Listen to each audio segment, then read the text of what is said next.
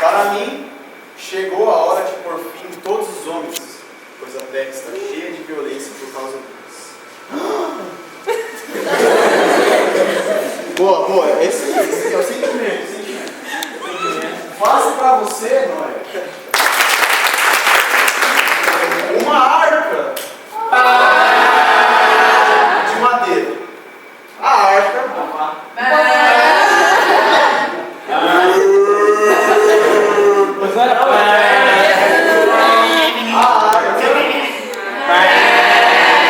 Deverá ter as seguintes dimensões: 150 metros de comprimento, 25 metros de largura, 15 metros de altura.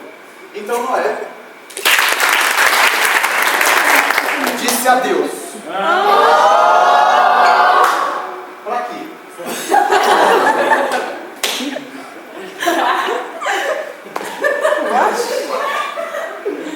E Deus disse: eu vou mandar um dilúvio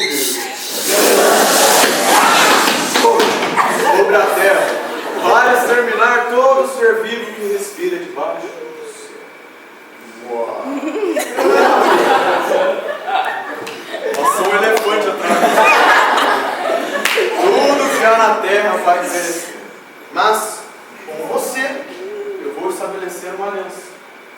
Você entrará na arca com seus filhos e as mulheres de seus filhos.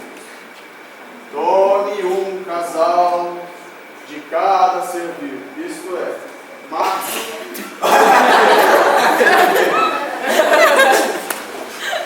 Coloque-os na arca